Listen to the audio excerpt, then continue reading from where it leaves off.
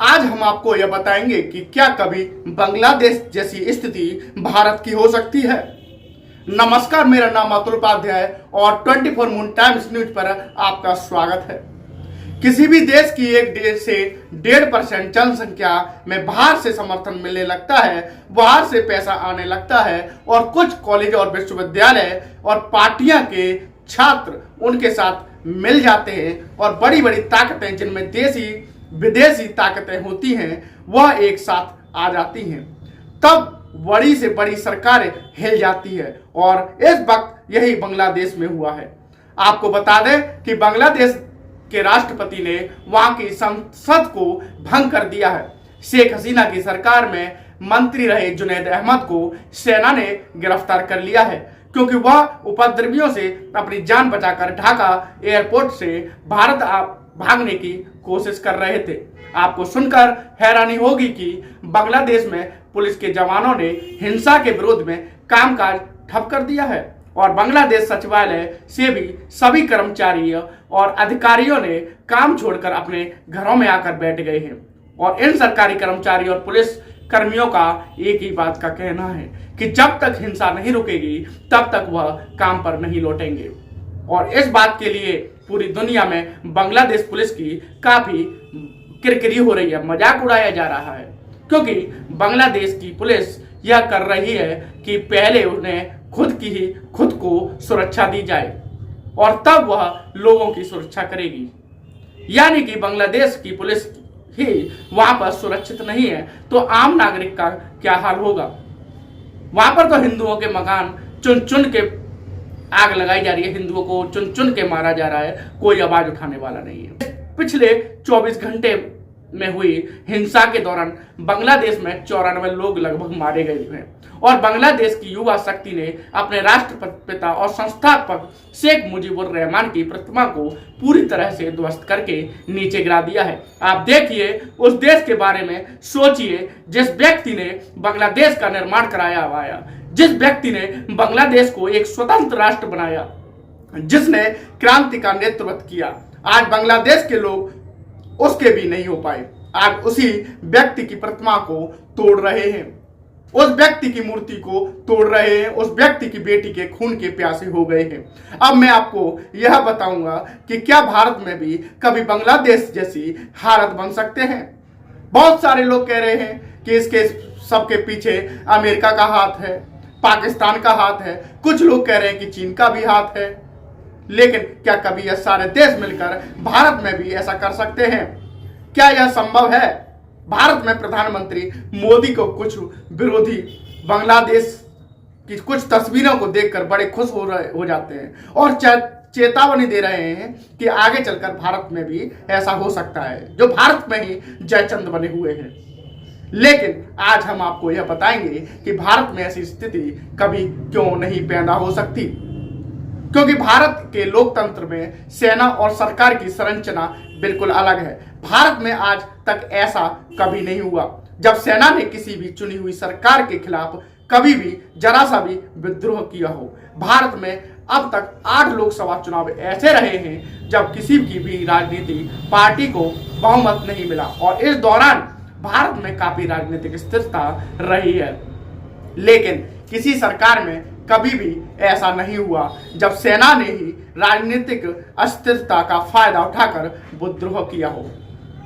हमारे देश में एक से एक कमजोर सरकारें रही हैं, अल्पमत की सरकारें रही हैं। कई बार वह सरकारें कुछ महीनों में के बाद, कुछ वर्षों के बाद गिरी हैं। सब कुछ हुआ है, लेकिन हमारी सेना ने कभी भी विद्रोह नहीं किया क्योंकि भारत की सेना इस पूरी दुनिया की सबसे बड़ी देश प्रेमी सेना है और हमारी सेना के लिए सिर्फ भारत मायने रखता है, सत्ता मायने नहीं रखता। इस मामले में अगर आप देखें तो भारत की सेना पूरी दुनिया की सेनाओं से बिल्कुल अलग है।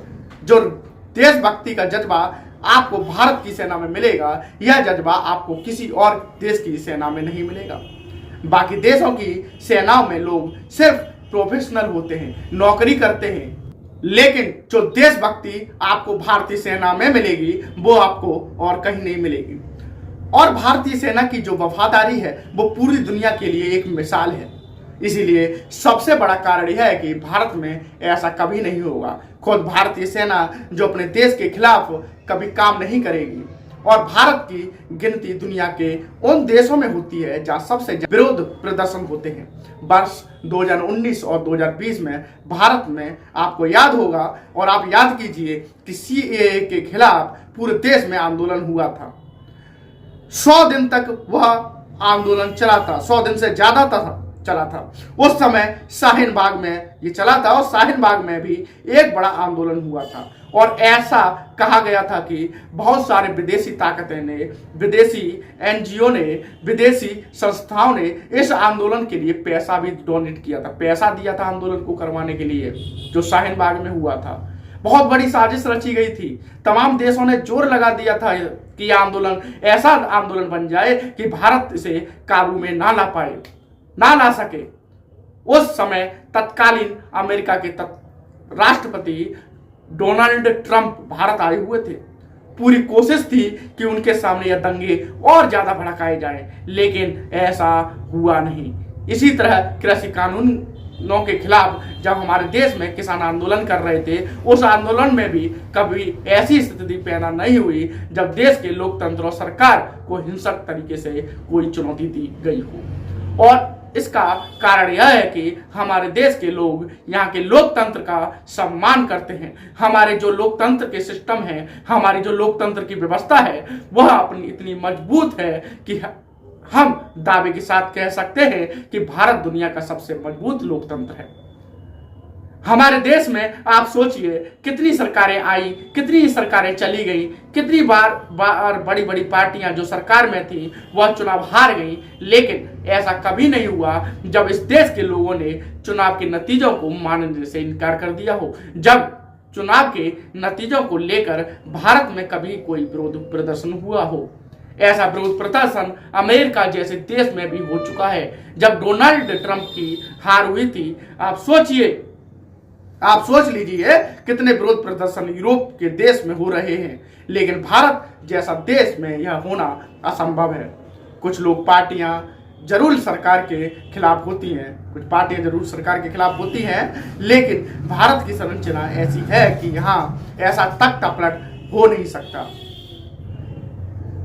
हमारे देश की जो सेना है वो दुनिया की सबसे बड़ी और मजबूत सेनाओं में से एक है। लाखों लोग भी अगर विरोध प्रदर्शन में आ भी गए और उन्हें किसी ने उकसा भी दिया, तब भी सेना उन्हें काबू में ला सकती है। भारत में सब कुछ लोकतांत्रिक तरीके से होता है, और यही हमारे देश की सबसे बड़ी खूबसूरती है। जिस तरह बड़ी बड़ी विदेशी ताकतें बहुत सारे लोग कहते हैं, चीन में बहुत सारे लोग कहते हैं, अमेरिका में बहुत सारे लोग कहते हैं, कोई और बड़े बड़े संस्थान CIA, यहाँ जो बड़ी बड़ी ताकतें हैं, यह पाकिस्तान, बांग्लादेश, श्रीलंका, म्यांमार, अफगानिस्तान जैसे अनेकों देशों में तो दखल देते हैं। क्योंकि यह कमजोर देश है, यह छोटे देश हैं, इनका पहले से बुरा हाल है। वैसे दखल वह भारत जैसे देशों में नहीं दे सकते। और यहाँ बात सिर्फ भारत की नहीं, चीन, अमेरिका, रसिया जैसे बड़े देशों में भी विदेशी ताकतें परोक्ष रूप से दखल नहीं कर सकती। और जो बांग्लादेश में हुआ वह स्थिति इसीलिए भारत में कभी नहीं हो सकती। मान लीजिए कि आज अमेरिका भारत को अस्थिर करना चाहता है, तोड़ना चाहता है, लेकिन भारत इतना मजबूत है कि अमेरिका यह नहीं कर पाएगा। अमेरिका क्या चीन को स्थिर कर सकता है? नहीं, बिल्कुल नहीं कर सकता, क्योंकि चीन अपने आप में बहुत मजबूत है। इसीलिए क्योंकि चीन वास्तव में मजबूत है। चीन आज अमेरिका में इतने बड़े बड़े दंगे क्यों नहीं करा सकता? क्योंकि वहां की सरकार क्यों नहीं गिर जाती? इसीलिए क्योंकि अमेरिका बहुत मजबूत है।